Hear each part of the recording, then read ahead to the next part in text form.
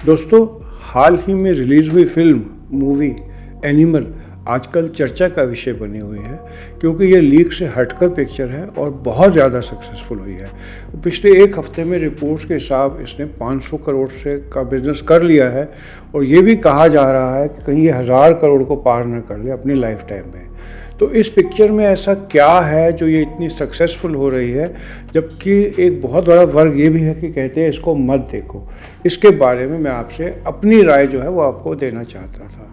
देखो, एनिमल वो मूवी है जिसके बारे में इंग्लिश में कोटेशन है, कहा जाता है you can not ignore it, you can adore it और you can abhor it but you can not ignore it. इस मूवी से आप हेट्रेड कर सकते हो या इस मूवी को पसंद कर सकते हो, इसके बारे में डिस्कस कर सकते हो, लेकिन आज को इग्नोर नहीं कर सकते कि आंखें मूंद लो कि इसके बारे में बात ही नहीं करें। तो ये मूवी की सक्सेस के राज क्या है, इसके बारे में मैं आपसे बात करना चाहता हूँ, क्योंकि इसका हमारी सोसाइटी पर क्या इम्प्लीकेशंस हैं, इसके बारे में मैं आपसे बात करना चाहता था। देखो, जो मूवीज़ होती हैं ना, ये समाज का आईना होती हैं और ये वही सक्सेसफुल होती है जो हमारे अंदर की भावनाओं को जागृत करें या हमारे को कुछ ऐसी चीज़ सब कॉन्शियस माइंड में दें जिसको हम फॉलो करने लगें। और ये बात अब की नहीं है, सदियों से हो रही है। सदियों का मेरा मतलब है जब से मूवी बननी शुरू हुई है तब से हो रही है। मुझे याद है कि एक पिक्चर जो पूरे इंडिया के one of the best director producer रहे हैं वी शांताराम, उन्होंने एक मूवी बनाई थी जब देश में कम्युनल अनरेस्ट था, पड़ोसी, जिसमें एक हिंदू और मुस्लिम परिवार के आपस में दोस्ती दिखाई थी, जिसके अंदर कोई भी वातावरण बाहर से फ़र्क नहीं पड़ता था और जिसने ये दिखाया था कि इंसान इंसान से दिल से मोहब्बत करता है, जिसमें मज़हब बीच में नहीं आता।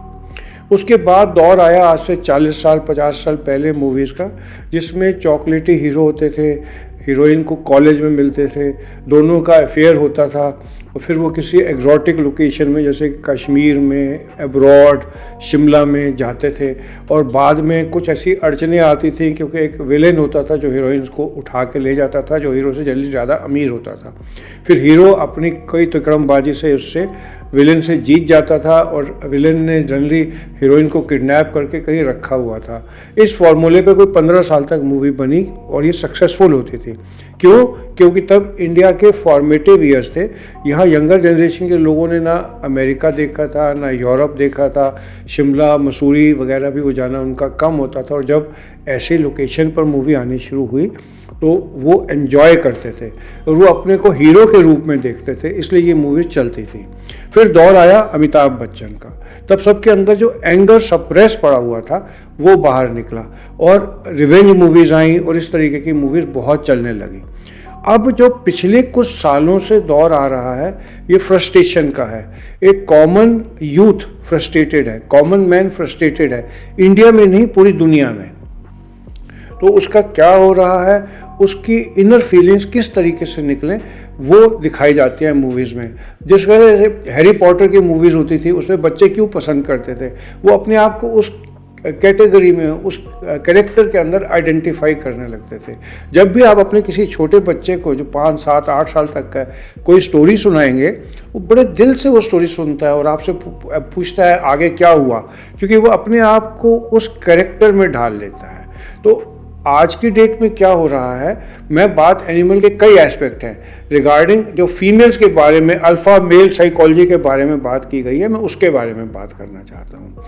वो ये है कि हमारे इंडिया में लेडीज़ को सप्रेस करके रखा गया है, ये एक कड़वी सच्चाई है और लेडीज़ में पिछले 40-50 साल में ग्रेजुअली ट्रांसफॉर्मेशन आ रहा है और वो आगे आ रही है और ये बात सोसाइटी में धीरे धीरे हो रही है और मेल साइकोलॉजी को ये पता लग रहा है जो वो बर्दाश्त नहीं कर पा रहा। और इसका एग्जाम्पल मैं आपको क्या दूंगा, आप कार पर जा रहे हैं और कोई कार आपको आगे ओवरटेक कर ले और आप देखते हैं उसकी ड्राइवर कोई लेडी है, तो आप जो है अंदर से सबकॉन्शियसली थोड़ा सा फील करते हैं और आपको फीलिंग ये आती है लेडी गलत चला रही होगी, लेकिन ऐसा होता नहीं है। She is a better driver. जब आप एरोप्लेन में बैठे होते हैं और अनाउंसमेंट होती है कि इसकी जो मेन पायलट है वो कोई लेडी है, कोई लड़की है चला रही है, तो आपको शुरू में थोड़ा डर सा लगता है, फिर सबकॉन्शियसली कॉन्फिडेंस आता है कि कार, ये हवाई जहाज जो है वो ठीक चलेगा। तो लेडीज़ जो है उनकी एम्पावरमेंट हो रही है बड़ी तेज़ी से। वो एजुकेशन में भी आ गई हैं और घर में भी आ गई हैं। आप कभी भी किसी रेस्टोरेंट में जाओ, वहाँ खाना खाते हुए देखोगे, आप देखोगे कि जो पहले मेन्यू में सिलेक्शन होना होता है, जो हस्बैंड है वो ऐसे ऐसे करके देख रहा होता है और लेडी ही मेन्यू डिसाइड कर रही होती है, या आपकी वाइफ कर रही होती है या आपकी बेटी कर रही होती है। मेल जो है वो अपनी राय दे देते हैं। तो लेडीज़ आगे बढ़ रही हैं और सबकॉन्शियसली ये वाली चीज़ मेल्स को उस तरीके से पसंद नहीं आ रही। ये उनका इनर जो इनसिक्योरिटीज़ हैं वो बाहर आ रही हैं। और इस मूवी में बेसिकली मेल को दिखाया है कि वो सुपीरियर है, फीमेल को वो प्रोटेक्ट करेगा। जिस तरीके से इसमें जो हीरो है, अगर उसकी बहन को कोई छेड़ा जाता है वो पूरी फौज लेकर आ जाता है, ये एक अच्छा साइन नहीं है। ये दिखाता है कि फिर मेल सुपीरियर है। फिर बाद में जिस तरीके से वो अपनी वाइफ के ऊपर सुपीरियरिटी देने के लिए उसको कहता है मेरे शूज़ को चाटो, ये भी एक साइन है जो एक मेल इसको देखकर सबकॉन्शियसली अंदर से फील करता है कि मैं आगे हूँ। ये तरह की फीलिंग उजागर करने से ये मूवी जो है लोगों को हेल्प करती है। और जो चीज़ें वो सच में नहीं कर पाते वो इन मूवीज़ के थ्रू देखकर वो अपने आप को सेटिस्फाई करते हैं। इसका बुरा इफेक्ट क्या पड़ेगा, धीरे धीरे सटल आपके दिमाग में आता जाएगा कि ये एक्शन ठीक है, और ऐसा ना हो कि ऐसा करने लगे लोग। जैसे हमारे सबकी बहनें हैं, हम यंगर जनरेशन में भाई तक खबर पहुंचती है कि उसको स्कूल में किसी ने छेड़ा, तो आज की डेट में तो अपने पापा को बता देता है, बात ख़त्म हो जाती है पापा पापा की बात करके। लेकिन अगर फादर को ना इन्वॉल्व करके भाई अपने 4 दोस्तों को ले जाकर, क्योंकि इस एज में इमोशनल बहुत ज़्यादा स्ट्रेंथ होती है, जाकर उस लड़के ने जो छेड़ा है उसको मारना शुरू कर दे, चाकू लेकर जाए, गन लेकर जाए, गन कल्चर लेकर जाए, तो क्या होगा। और दूसरा, लेडीज़ को इस तरीके से सप्रेस करके दबाना जो है, अगर मूवी में है तो लोग इसको अपनी रियल लाइफ में भी इमोट करने लगते हैं। तो ये इस मूवी के बड़े नेगेटिव इफ़ेक्ट हैं। तो आज के लिए बस मैं इतना ही आपसे बात करना चाहता था। बातें तो करने को बहुत कुछ है, बट वीडियो लंबा हो जाएगा, मैं फिर आपसे बात करूंगा। जिसमें मैं ये कहना चाहता था कि वही मूवी सक्सेसफुल होती है जो हमारी इनर फीलिंग्स को बाहर लाती है और हमारे इनर सेल्फ में जो बातें चल रही होती है हम नहीं कर पाते, अगर स्टेज पर हीरो करता है तो हम इसको पसंद करते हैं। इसलिए आप नोट करेंगे कि अगर आप देखेंगे कि इस मूवी को पूरा कितनों ने देखा, तो उसमें से वो 10 से 20% होंगे जो मूवी को बीच में छोड़ के चले गए होंगे। और अगर आप देखेंगे कि इनमें से लेडीज़ कितनी है, तो कई लेडीज़ होंगी जो मूवी आधी देख के निकल आई होंगी। और जनरली अगर आप ऑडियंस देखेंगे तो इसमें मेन ज़्यादा होंगे लेडीज़ के मुकाबले में, क्योंकि ये उनकी इनर जो कॉन्शियस है उसके साथ कुरेदती है और कहते हैं कहीं आप ऐसे तो नहीं, और सैडिस्टिक प्लेजर मिलता है मेल को ऐसी पिक्चर देखकर। ये मेरी अपना टेक था इस मूवी के बारे में। मेरा नाम डॉक्टर देवेंद्र सेहरा है।